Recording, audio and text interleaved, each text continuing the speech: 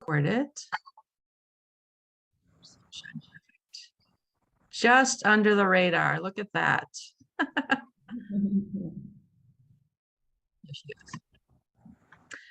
Okay, so I want to thank Amanda Rose. So I met Amanda Rose, what, about 3 years ago, right before COVID.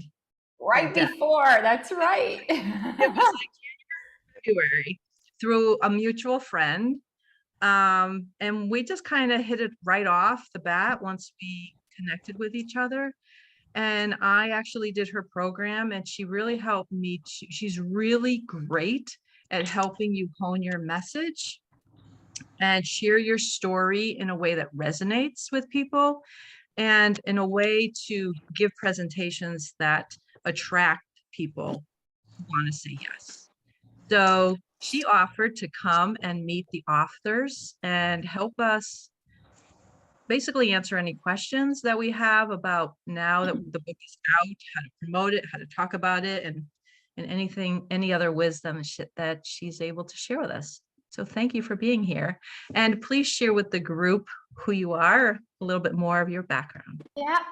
So I'll go into like the details, and then I'll share a little bit from my heart and why I do what I do and why I love helping people like Jacqueline. So I have been a speaker, coach, and trainer for 18 years. I fell into it literally, like the universe hit me over the head and said, this is your path. I was a social worker working for a nonprofit organization, and they didn't tell me when I took the job that I'd have to speak in front of hundreds of people. I had no speaking experience. It was my worst nightmare. I was queen of the ahs and ums, nervous laughter, had no idea how to put a presentation together. And my calling really developed. And I found that I could deliver information that was engaging and fun, and board members were saying to me, you need to teach everyone to speak the way that you do. I'm like, what? Like, what? Like, are you all crazy? And then, you know, if you work on your, obviously you all do, in your personal development, your spiritual development, you can't stay in the status quo. And so after 5 years of being in that job, I left to start my own business 18 years ago. And I've been featured in CBS, NBC, Fox. I'm actually in one of the Chicken Soup for the Soul series. One of the reasons I approached Jacqueline around this, because there's another anthology company that I have a long-term relationship with, and I do a Q&A for their authors. And it's so helpful because they can ask me anything they want, whether how to use the book, you know, what ways, maybe they have a public speaking challenge they're concerned about, maybe they're not sure what to say, what not to say, how to say it. It's an open Q&A. I think we all have unique gifts and talents. And yes, I do know a ton about speaking. I think my personal genius, my God-given gift more than anything else, is my wordsmithing abilities. So somebody might come to me and say, Amanda Rose, how do I tell this story? And I'm like, blah, blah, blah, blah, blah. They're like, how do you do that? how do you do that? And it comes from a higher source. It certainly doesn't come from me. So being here with you, and also I'm a spiritual gal, so being here with all of you just warms my heart, because it's my way of being of service to you and to help Jacqueline and take this opportunity even accelerate it even further. And so it is an open Q&A. That's the way it's designed. But if we hit a point where you don't have any questions, I got stuff to tell you. We don't have to worry about, I can always find something to share with all of you. So maybe we could go around real quick, Jacqueline, and just have everybody just introduce themselves in like a 30-second minute, so I can find out a little bit about all of you that are here live.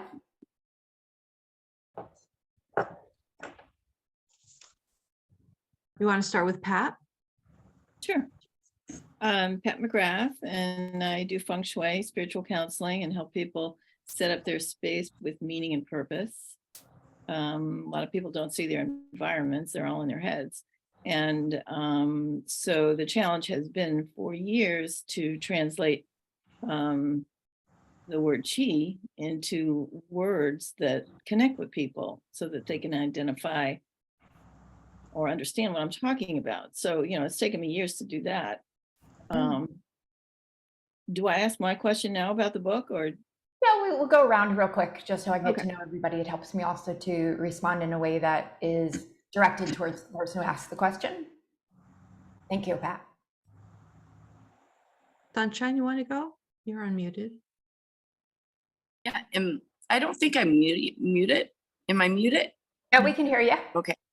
Okay, you can hear me. I am Sunshine. I'm a medium, energy healer, soul, spiritual life coach. And I love what I do, and I'm very passionate about it. And I have never known anything but this. So yes, excited to meet you and be here.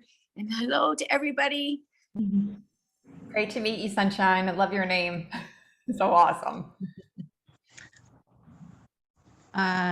Ed, you want to go? Ed Cleveland?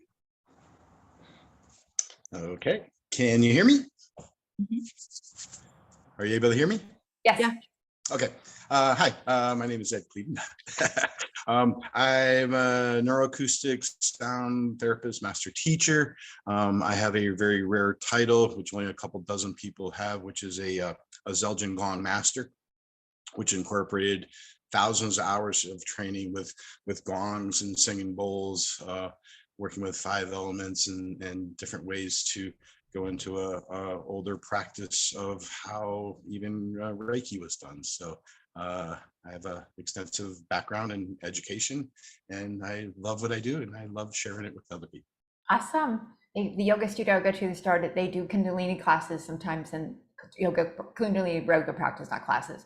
And they have a gong there. And I never realized how beautiful a gong is. I've always thought of it as boom, right? But when somebody like yourself plays it, oh my gosh, it just vibrates through your whole entire body. It's amazing. The gong is considered one of the most complex instruments on this planet. So I have very, very large gongs, some of the largest gongs they make in China, production gongs. And you're getting the microtonality and the harmonics, but it's the incredible amount of math that is incorporated through the sounds, what actually feeds and nourishes the organs and stimulates brain activity through the bronze that's coming because your brain gets nourishment from copper minerals. So anyways, Cool. I went into education mode. That's my personality. Now you got who I am. Awesome. Connie?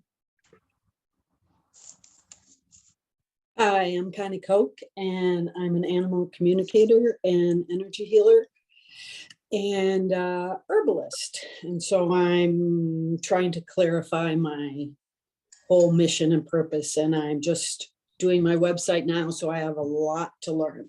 This was my first collaborative book, so I have a lot of catching up to do. I just got back from Africa in a 2-week visit there, so it was wonderful communing with the animals. So I'm trying to get back into Michigan and ground myself to continue this work around the book. So that's Beautiful. me. Thank you. Beautiful. Mhm. Amazing pictures. Bradford? Yes. Hello. Hi, everyone. Hi, Amanda. My name is Bradford Tilden. My business is called Crystal Music Healing, which encapsulates a lot of my major passions in life and my career of spiritual entrepreneurship for the past 18 years. And I'm one of the leading teachers and practitioners of a remarkable new modality called Universal White Time Healing and Universal White Time Gemstone Healing in this country. And it's just my greatest joy to inspire people. And then I educate them, and then they are activated. I'm all about New Earth consciousness and getting humanity up to the next level of our divine expression. So thank you. I'm also a sound healer and a composer and other things, but I only have 30 seconds. So. Super, super. Thanks for sharing. Yes. As you can see, everybody here has like a long list of all that we do, right? And it's so cool how everybody puts it all together. Elizabeth? Hey, Amanda, it's nice to meet you. My name is Elizabeth, and I am a crystal healer and Reiki practitioner. I also was a social worker for 20 years, worked primarily with women in crisis situations. So I relate to your story there. And this is my second collaborative book, but my first one related to my energy healing work. And let's see, I'm also a poet and a mom of 4 children and 7 pets. Wow. God Yeah. bless you. Totally. Dr. Ed, is that you? Can you share? Kidding. Dr. Frey? No. It's got to be, but it's just we can't hear you. It's unmuted. Well, if he wants to chime in later on, we can. Yeah, and you can also, if you can see the chat, you can also type into the chat any questions that you may have, or and even your introduction if that's better for you. Perfect. That's everybody. Yeah. So I guess let's start with questions. Who has the first question? Now, let me preface. You can ask me anything you want. So I'm an open book. So I've been a business owner for 18 years. And so you can ask me about sharing your story. You can ask me about public speaking delivery. You can ask me about booking, speaking engagements. You can ask me about public speaking fear. Anything you can think of, I can probably answer related to those topics. If you ask me about Instagram, not so much. I was really slow on Instagram. I was so happy when I reached 700 followers on Instagram. Because I was really slow to getting on Instagram. Pat, did you have a question?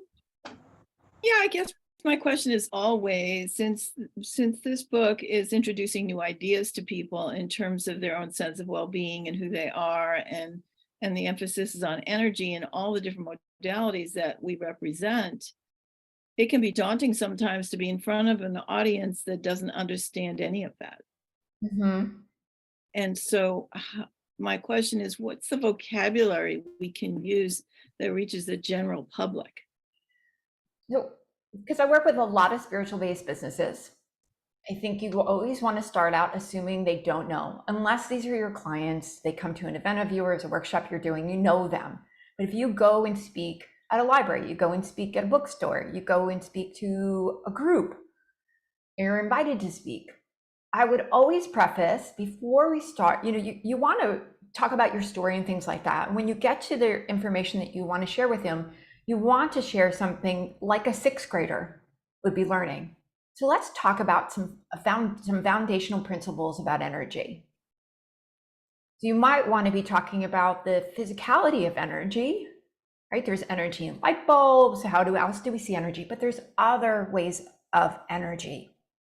So for example, you might walk in a room and all of a sudden you feel tired. You felt great before.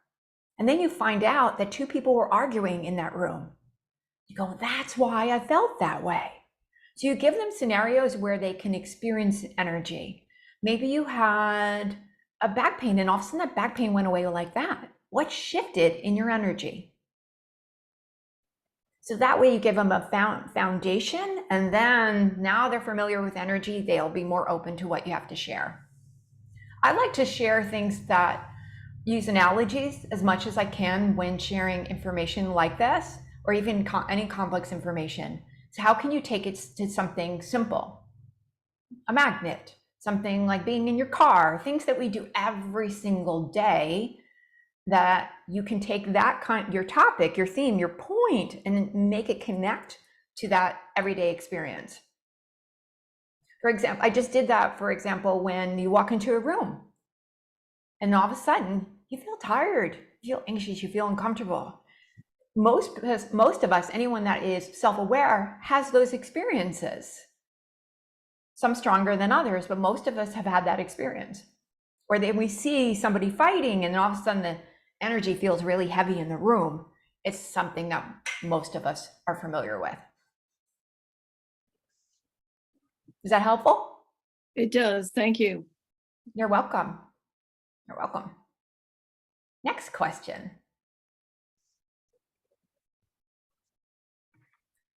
I have a question, AmondaRose. So we have some book signings scheduled, and people have questions. And it's funny that we had to cancel one due to a snowstorm, and tomorrow we're not sure how it's going to go. You need to have them in Florida. No snow. Yeah, right. You need to move to Florida. So Can you tell me, Jacqueline, can you tell me a little bit more about the book signing? Or are many of the authors coming? What's parameters around it? The goal was that there would be a couple authors, Mm-hmm. and one person was saying she's inviting people and calling it a book signing, that we're just going to sign books. Another author and I were thinking, well, let's read a little bit of let's make it interactive, right? And do like a little workshop, right? In my To get head. people into the feel of the book and getting to know us at a deeper level. Do you have any thoughts on those? 1,000%, Jacqueline. You are on the right. Because listen, I could go, like, if I know somebody, I can have them go sign a book. There's no big why that I might even venture out if it's going to snow, or even if it's going to rain or anything, or take away from time that I might be in my office or going to the gym or anything like that. You have to be compelling enough to have them want to do that. So what I would recommend, if you are going to have several authors there, plan excerpts that you can share from your chapters. So have everybody kind of read a little bit about their chapter and then engage. Yeah, don't read the whole thing. About it. So this is why I put this in the book, because what you're doing is you're getting them enticed. You don't want to read a whole bunch, because if you read a presentation, you lose 80% of your audience. 80%. That's a lot.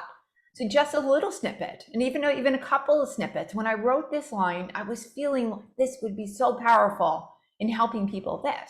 If you're in your story, when I overcame that moment, it was like the light bulb went off, and I can't snap that great. When the light bulb went off, and my course of my life changed forever. I knew what I was on this earth to do.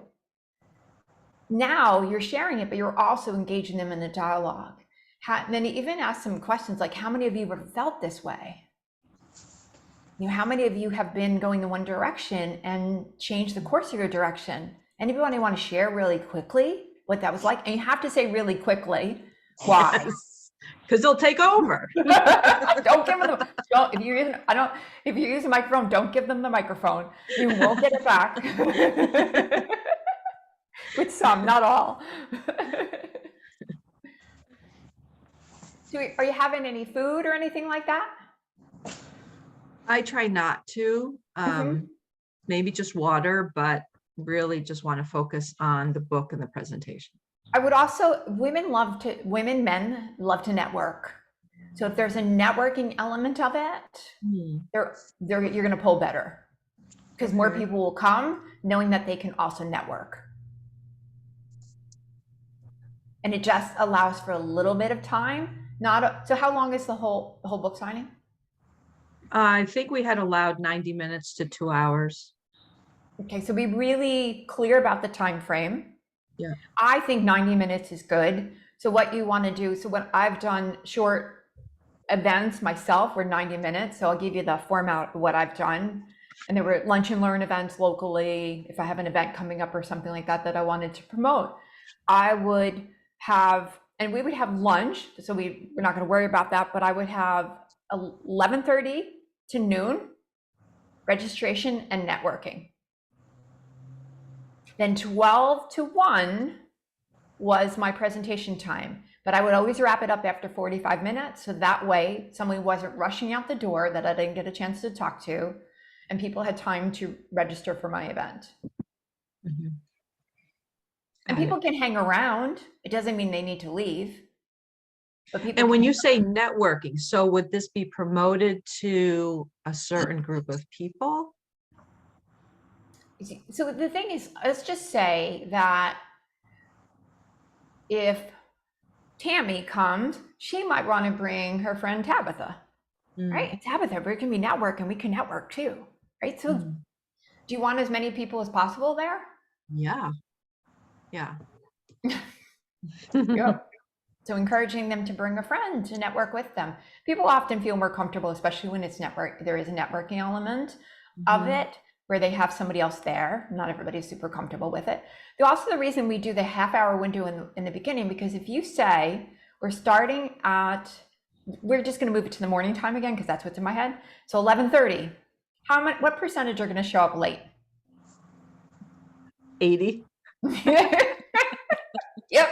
That's why we give a window registration networking. You want them to register, so you want to get their information, right? So you Right. might have a sheet where they put their name and their email. You can even, if you wanted to, and it's up to you and your other guest, if you want to do some kind of free drawing, you can even put a business card, and then if they don't have a business card, take index cards and cut them in half so that people can also write on a piece of paper and put their name in. And there's some kind of special drawing, and it could be networking, registration networking, and enter our special prize winning drawings. Right. Awesome. Because it's think of it, Jacqueline and everyone else, think of this as a promotion. If you have a business, this is a promotional opportunity for your business. Mm-hmm. So if you're giving away something, if each of the authors is giving away something, you get to talk about what that giveaway is. So now let's just say Jacqueline decides to give a half-hour session or something like that. If she does that, now everyone's going to hear what the benefits of that half-hour session and what they can win. Got it. So I'm going to give you one more bit of information. I know this is a lot. So I would position it like this and I know it's super helpful. So if you're doing things like this, and this is for your own events, anything else you can take this to, please use it for, is when you do that drawing. So let me tell you who our next ticket winner, next business card or next drawing is going to win. So Jacqueline's going to talk it up. Then she's going to pull it. Mm-hmm. So who wants to win it? Get them excited for winning it. And I'll just share this with you. And if you didn't win it and this really interests you, please come and see me. We can talk about what that would look like. Great. I got something. Let me just finish one more. With all that I said, does anybody else have any? And this may be related to what I said. Any questions about this specific information that I shared? No? Okay, go ahead. Okay, I did 2 book signings in one day at a book and crystal shop. Yeah. I teach and perform and do things all the time. So I'm looking for other tidbits of information that I could do. So I gave the 2-hour window. I know people come in at different times. So I had a Bose stereo system so I could have my my music CD, meditation CDs playing in the background to promote Right. those and my books out. As people were coming in, I'd introduce myself, share some things about what I do and how your day is like a daily meditation, get them to interact, and people kind of stand out in the distance. Some people come forward and you leave people, space to, approach in their comfort, but they're, some people are really close to the table, some just listening in the background. And I noticed that, they trickle and they funnel, they'll cite, I'll do a couple books, then a couple more people. So it had a really nice flow to it. And then when there was a little gap, I would pick a person out and I would sit them in the chair and I would do a little demonstration on them. I'd ask them, if there's something that's, going on in their body, and I spent like 2 or 3 minutes and I would get the reaction, and other people would be watching, and then they're coming over to ask questions. So I had a beautiful flow. Again, I did 2 of them in one day. I sold about 50 books. I sold about 30 CDs. Awesome. It was really fun. It was great. So I'm here to look for more things that I haven't thought of yet. So besides the books and CDs, what else would you like to sell? Well, I do private sessions. I teach 20 different classes on gongs and bowls. I help people invest wisely in picking out the right stands and the right mallets, because everything makes a different sound. To look for harmonic sets. And find an instrument that they love, and then build a set from something that they love. Mm-hmm. So then they're really, they have this gift, and that's what they want to share with people, the thing that they love and they love to do. So I tailor it to whatever the person is looking for, and I help them grow in whatever direction, if they're a yoga teacher or if they're a reflexologist, massage therapist. Just put different pieces of the puzzle to broaden their scope of education. I've been kind of nicknamed like the walking encyclopedia.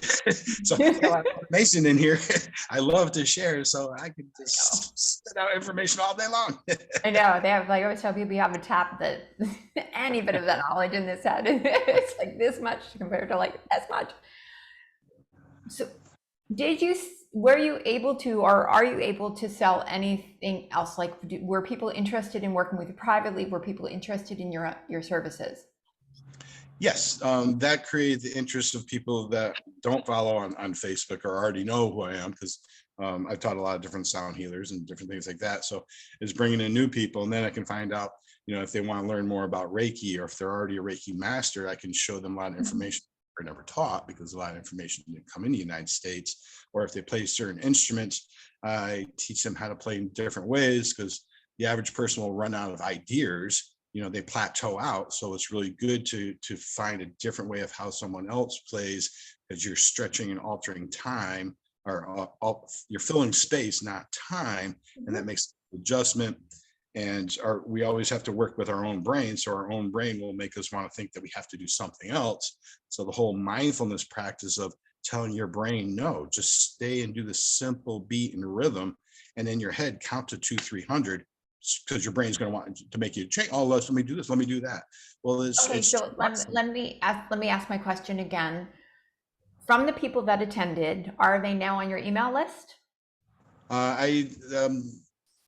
Email, no. I do more of Facebook. I have a challenge. So you've connected with them all on Facebook?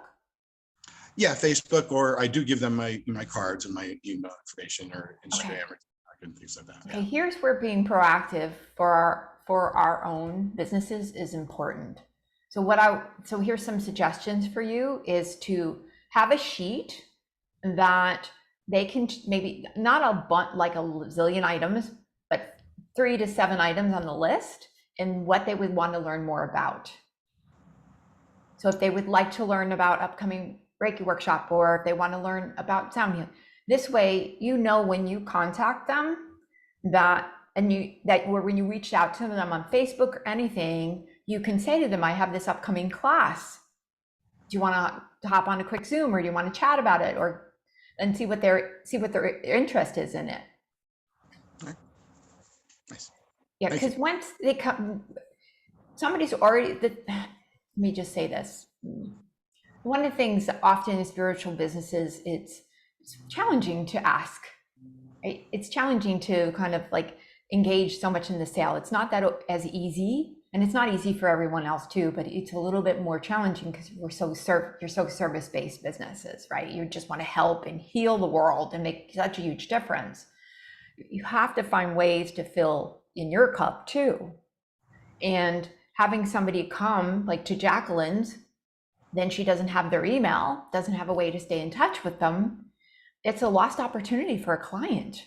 And the thing, it's not a lost opportunity for a client, it's also a lost opportunity to change somebody else's life. And so you always want to stay engaged with them. So you might just Facebook Messenger, Instagram, email, LinkedIn, whatever platform that you use, find out what they're interested in, where their interest is, and then stay in touch with them about that. Okay? All right, awesome. Good. And congratulations on all the CDs and the books that you sold. That is fabulous. Thank you. Welcome. Next question. I have a question. I'm just wondering about how to, like, when speaking publicly, or for example, I teach workshops, sort of how to weave in, like, hey, I have this book. Like, I haven't quite figured out a natural way to integrate the fact that I have a book that includes like some of my teaching. Wouldn't you like to have a copy of my book? Like, so tell me a little bit more about the scenario that you're thinking about. Well, I mean, I guess either like, I'm leading a workshop and want to, encourage people to engage further with me, whether it's, by booking a call or actually scheduling a session with me. Like seeing the book as sort of like an intermediary step to that, like check out my chapter. So in that way, or, you know, if I'm like speaking for, you know, a networking group or at a summit or something like that, like just sort of having the word out, like, hey, I'm in a book. I just haven't quite put together like how to naturally talk about it. Well, it would be in your bio, of course. Right. Talking about that. If you're interested in really promoting the book, then figure out how to incorporate a piece into your story. So let's just say you're talking about your personal story of transformation. I don't have a book handy. I'll just use my phone. Thank you. And you can say, when I really felt called to share my message in a bigger way, I decided to become an author in, imagine this is a book. And there's a reason I'm holding it up here. One, it keeps the eye up here. Right? So if you hold it down here, where does the eye go? Down here. Right. And then you can even open a piece of it, just like Jacqueline, and you read something in here in the book. And then just like, and if anybody's interested in a copy of it, just come and see me. If you'd like to learn how you can get the book. Right. So you could do that as well. If you're on a summit, I did a summit recently and they asked me to give away a free copy of something that is for sale. So do you have, and you may not want to do it, but I chose to give away a digital version of my book, Share Your Story. Sure. Do that. I don't know if there's a digital version that you could do that for. Mm-hmm. Yeah, and then what happens is they are now opting in to get it. You're not just giving it away. Right. So they're putting your information in it to get it. So you're building your list. Yeah. Mm-hmm. Yep. Yeah. You can even if you send out emails, you can even use an excerpt from the book, and then tell them they can get their they would like to read more and get their copy here, and you can do the same thing on social. One of my past clients, she wrote a book, and then she marketed the heck out of that book. She used blurbs and she turned the blurbs into videos. I mean, you could do so much and repurpose that over and over again. Right. Just one-liners from there. Read more here, you know. Right. Okay. Thank you. I have a thought on that also. Mm-hmm. You could even like raise the price a little bit and say it includes a book. Mm-hmm. Right? You mean in the workshop? Yeah, yeah, that's true. Let's talk about that, because I learned a valuable lesson. And I was speaking to a group of 100 women. I had my workshop coming up, and I had my first book, Pain-Free Public Speaking, in my hand, and had a little table and had my books there, and I sold my workshop. What do you think most people bought? The book. The book, because it was cheaper. And it was physical. Now I realized right after that, oh no, not doing that. So I take the workshop and I include the book as a bonus, which was what Jacqueline was saying. Yeah. So of course my workshop registrations increased, and they got something tangible. And then also you autograph it for them. So I always intuitively tap in, and I'll say, I'm going to write a personal message that comes from my heart to you in your book. So now it has an energetic signature in there about what intuitively I got about them. And then I sign it. And that I love that really, really well.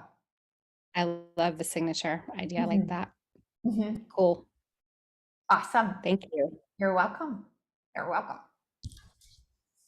Next question. I do find that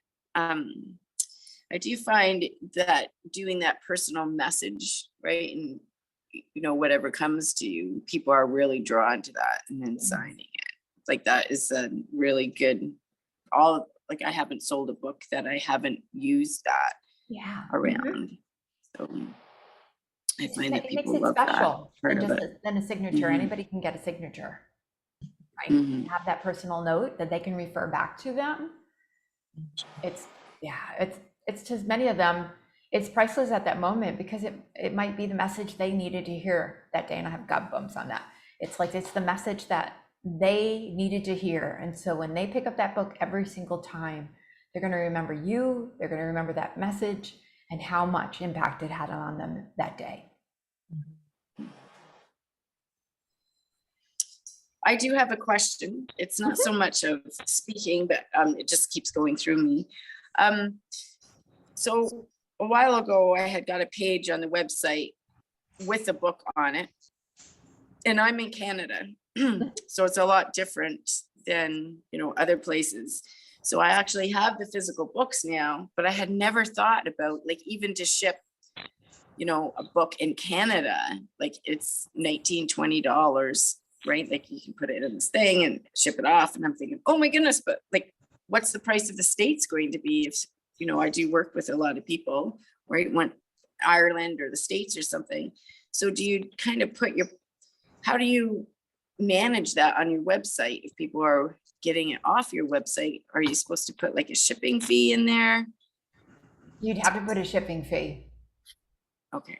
Yeah, so you might have it maybe in 3 different categories, or maybe just always include a shipping fee, which you feel is comparable. So yes, it might be more to mail it to Ireland, but maybe it's enough that you're comfortable with that amount.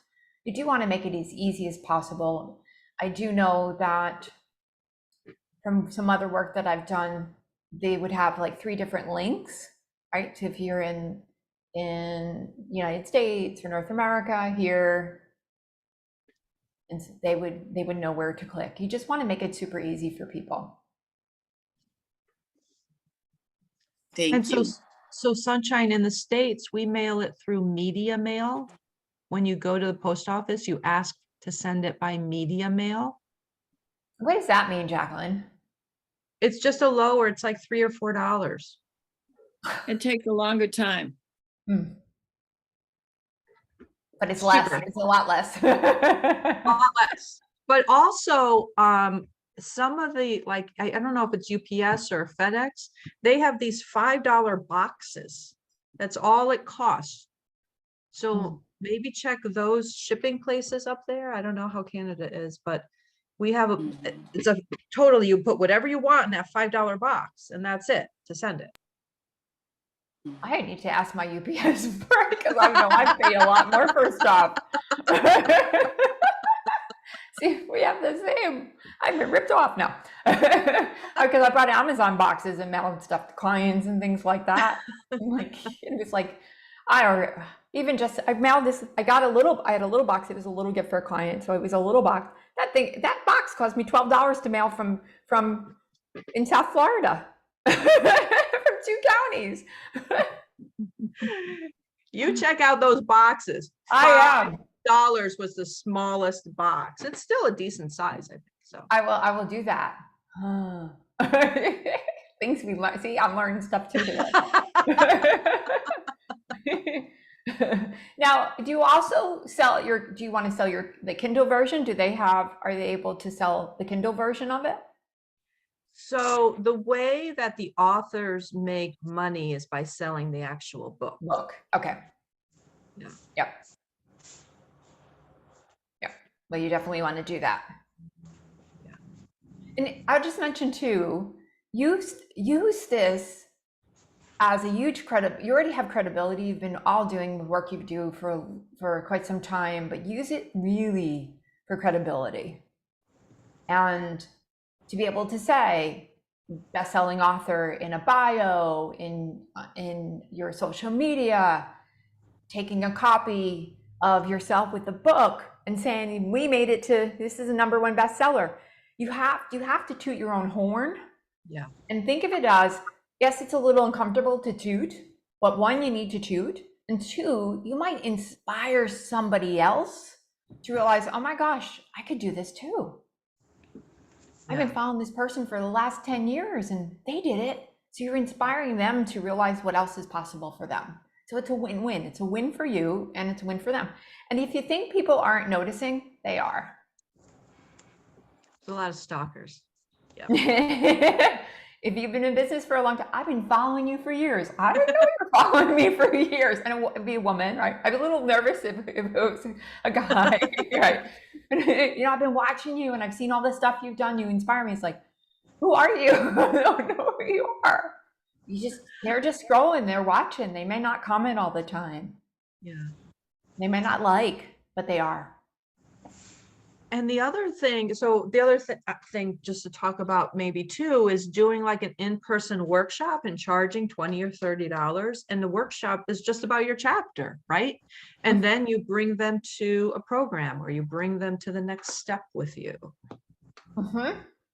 What Do do you you, offer what your- are you, can I ask you a question? Like, what are your thoughts on charging and how much to charge for like a workshop like that? It depends on the length of the workshop and it depends on the topic. And it also depends on your belief systems as well. Yes.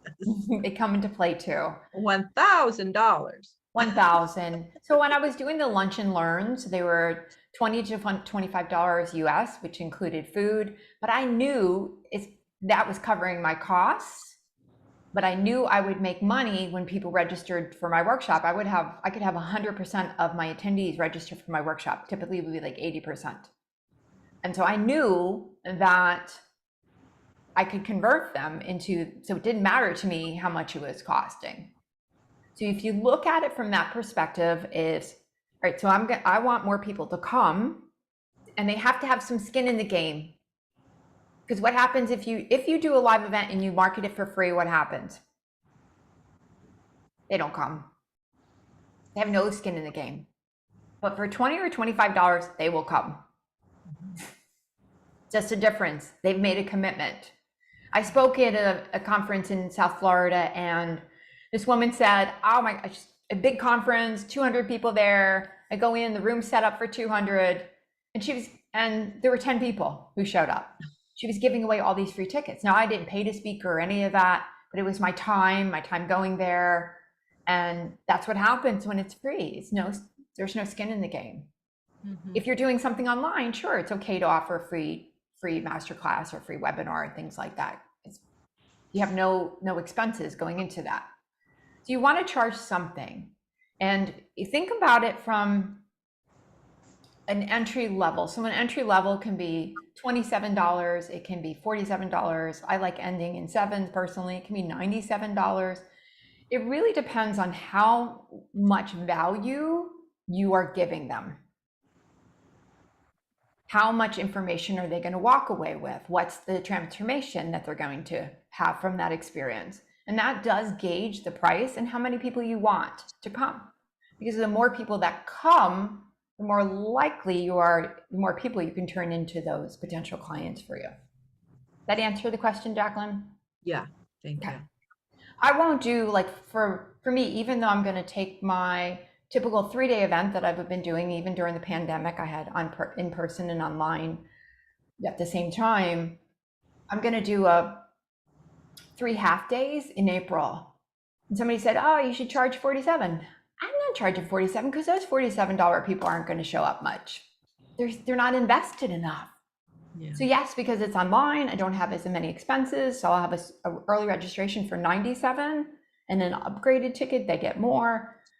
But I'm not a big believer in this low for something that has so much value, because then you really are undervaluing what you offer when you do things like that.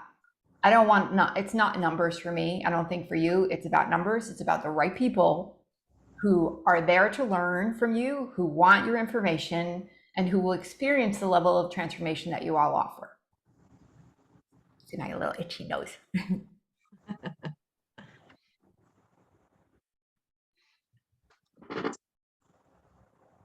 Connie, do you have any questions? Amanda, I do.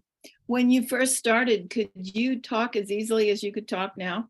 No, horrible. Every other word was or and I'll tell you, I get lazy at home. When I'm talking to my husband, I say all the time. I'm like, I just get lazy when I'm home. So ahs and ums, I used to have nervous laughter. So when I would share something, I would giggle, which is like an eraser to everything I said. When I was getting my degree in social work, I was in a class, it was called something like small groups, and we had to share in small groups. And my classmates at the end of the class said I didn't talk. And I'm like, I know I talked. I know I did. And the teacher said to me, he goes, because you giggle after everything you say, which is like an eraser. They don't hear it anymore. It just deletes it out of their brain. I would go to networking meetings, my hands would shake. like this. I had to sit on them when I was done doing my networking introduction. So I've come far, very, very far from where I Thank you. was. And I catch myself every once in a while. I've been saying right lately, right? I'm like, stop that. You want to have your communication be as clear as possible. Even things like those simple ahs and ums, what happens is that cuts up your communication. I'm going to give you an example. So anybody who might be experienced that or concerned about it will be familiar what you can do with those things, even like the rights and the you knows, they're just all filler words. And so when you ahs and ums, if this is what happens, I'm going to say a statement without the ahs and ums, and I'm going to add the ahs and ums into the statement. Today is the day that you let your light truly shine. Today is the day that you make a bigger difference in this world. So let me throw in some ahs and ums. Today is the day that you let your light truly shine and make a bigger difference in the world. What happened? Died, didn't it? Painful death.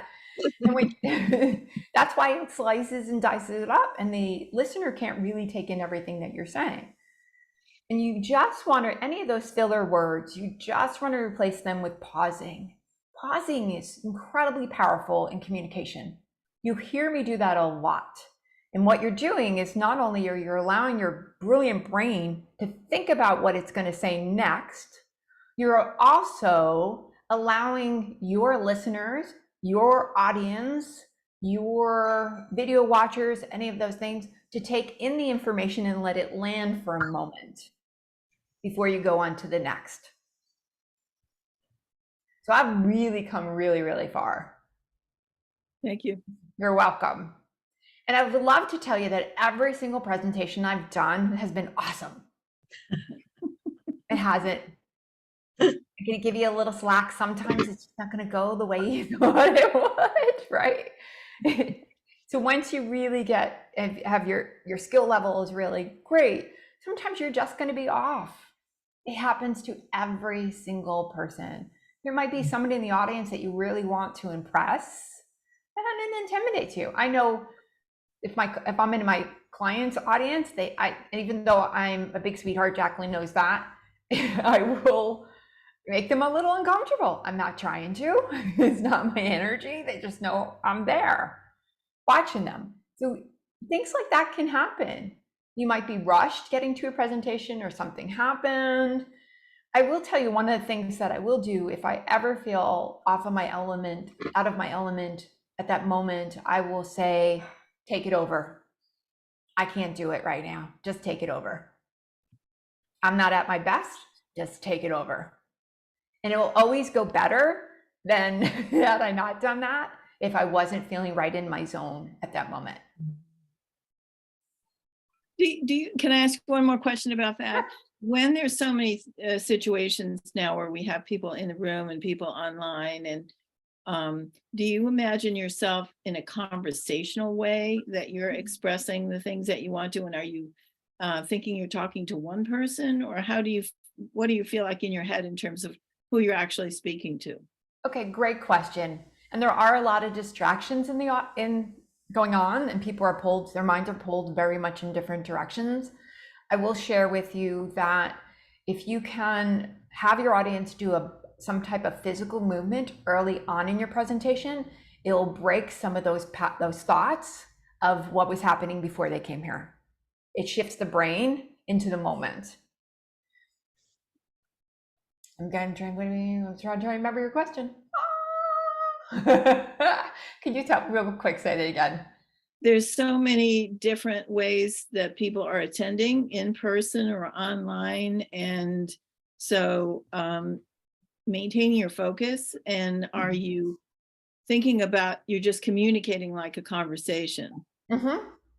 You are 100% communicating like a conversation. Do you see how I've talked with all of you today? It's been a conversation, and that's the way that I always speak. It's a dialogue. It's people don't want to be talked at to. They want to have a conversation. They want you to talk with them in a way that they feel like they're just having a one-to-one conversation with you. When there's a lot of people on Zoom and there's a lot of people in a room, there is a big difference when you are presenting on video. Now in this situation, I want to see all of you. And so you will notice my eyes will go around and whoever's speaking and things like that. If I am doing a training, I'm going to focus my eyes on that camera. That's where my eyes are going to stay. And I want to imagine that I'm talking to one person. Because remember, this is what they are typically seeing online, unless it's a group environment like this. This is, anytime you're presenting at video, you want to speak to one person at a time, because this is all they're engaged with is just you. When you're speaking to an audience, you want to look to the left, to the right, to the center of the room, to the back of the room, to the front of the room, and you want to engage. Look for people that are engaging the most with you and spend a little bit more time with them. So if you have Diane sitting in your room and Diane's nodding her head, spend a little bit more time engaging with Diane. But the beauty of it is no one can really tell that you're not looking at the two people next to them, because you're farther away. So they're feeling engaged too, as well. So it allows you to hit both. If anyone is uncomfortable with really looking at an audience and it's like, this eye contact thing is a little for me, look at the top of people's foreheads. They can't tell the difference. So if it's like that whole thing, like imagine your audience naked, don't do that. That's not good. I don't know where that tip came from. Don't do it. But if you're uncomfortable, look at their foreheads for a moment until you find and ground your energy and you feel like you can make eye contact with them. Thank you. You're welcome. Welcome. So I do have a question. Yes. Then I'm going to have to go, but thank you so much. I've loved today. So I do mainly a lot of things online now, probably 98%. And one would be like lives, and the other one would be like teaching and workshops and teaching all the time. But what I do speak of is everything I do is out of like love and healing. And that's my intention. But I open and close and I channel a lot. But I find, for an example, when I'm doing a live, right, like every week, the responses that I'm getting from people is that it's actually triggering that their conditioned self, right? It's actually triggering them, but they do always come back. Or, and it's not that I'm finding that out kind of thing online. I'm finding that out through a phone conversation or just different things. So what I do speak about is triggering for people, right? Like it's just, and I will mention that at times. You may find this triggering. Should I speak of that though? Or should I? People are finding that I'm talking directly to them.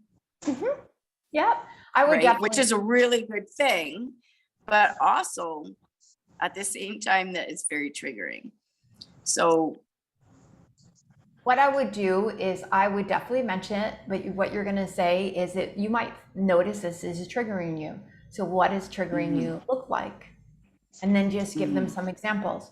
And if you're watching this video and something triggered you, let me know. Let me know what it was. What did you experience? So this way I can come back and share my thoughts with you.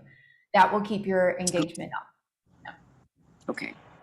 Thank you. You're welcome. Before everyone goes, if you would like a 15-minute brainstorm session with me, maybe there's something else you want to talk about. Maybe you're realizing after this, I need help. I'm going to put the link in the chat and I'll mention what it is. And this is complimentary. As you can see, I'm really good at what I do and can get right to the point. So this is 15 minutes with you and I. If you are listening to the replay, you're going to go to AmondaRose.com. That's AMO. It's going to tell you Amanda, but it's not. It's AMONDAROSE.com/brainstorm. AmondaRose.com/brainstorm. And that way you'll get over to my schedule. I do have some time next week. This week, I had 9 Zoom meetings yesterday. What? I was like, why did I do that to myself? But I have time open next week for all of you. Awesome. Thank you, Adriel. Ed, how do you say it? It's Dr. Ed? I think it's Dr. Ed Frey. Ed Frey? Okay. Awesome. So Thank you so much. You're welcome. You're welcome. Thank you. Bye, Sunshine. So let's Bye. just go around real quick. And what was your biggest takeaway from today? I think the encouragement of being able to speak in a conversational way. Beautiful, beautiful. That's how you have to be, because nobody wants, if it sounds like a report or something you read in a book, they can read it themselves. Who else would like to share their biggest takeaway today? I think the giggling when you said they didn't hear you, they canceled all that. I think that was mine. And also when you said when things were going awry and you just said, take it over. I like that one too. Yeah, that's right. That's Thank right. you. You're welcome. Bradford? Definitely the giggling, because I do it all the time. And as most people know, but it's kind of like my signature. But anyway, I giggle a lot too. Yeah. And it's just when you say something and it's not funny and then you laugh afterwards, it's connected. It's okay to giggle. I giggle a lot. It's just when you say something, it oomph the power of what you just said. Mm-hmm. Mm-hmm. And I had something else, but the giggle superseded whatever that was. Okay. See, I giggle, right? I laugh too. That's right. It's all good. Yeah. Jacqueline. Talking about the cost of the workshops and our agreement of what to do for book signings and workshops. Yeah, thank you. And you might want to consider, and because I know that you have other books in mind, is you might want to consider just getting a simple little agreement in what is expected from the participants if they want to be part of it. How much will they share it? That you get. Oh, you mean all the authors? Any author that maybe went specifically for book signings. Right. So it's crystal clear. One of the things that I had two clients that made an agreement, they bartered for something and it wasn't clear in the contract and they were yelling in the hallway at my event. And so be crystal clear. I had a client that was doing a retreat in Aruba. The other person was a marketer. She did all the setup, got the hotel, and the person did nothing with the marketing. They didn't have an agreement. Yeah. Of what was going to happen. So it's not a big event, just so it's all clear and everything's written in communication. So that way there's nothing that somebody said, well, I didn't know that. No. Yeah. Yeah. And we have lots of great stuff in the chat. Not of camera. Ed, do you want to share you want to voice it?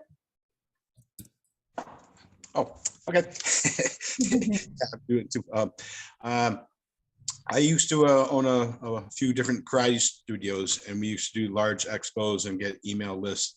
And there was one where we got like 600 over the weekend.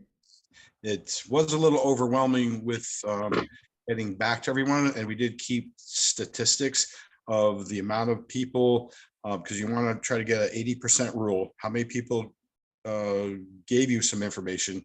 Did you at least get to talk to 80% of them in the feedback? Did you make a first appointment? Another 80%. Did they actually come in for the appointment? Another 80%. Did they sign up for a program? Another 80%. And this is part of my practice, but that was like 30 years ago. So this actually helped me remember something that I already did a long time ago. So that was my very valuable takeaway. Awesome. Love it. Love it. Love it. Well, I want to thank you all for being here with me. It's my absolute pleasure to help you. Remember, if you want to book the brainstorm session, it's in the chat, amondarose.com/brainstorm. And we'll have 15 minutes to laser in whatever on your mind and whatever you need help with speaking. All right, I'm just going to say, I love you all. You are amazing, just beautiful, bright, delicious energy you all have. And it's my honor and pleasure to be with all of you. Bye, everybody. Thank you, Amanda Rose. Bye. Bye. Bye, everyone. Bye, everybody.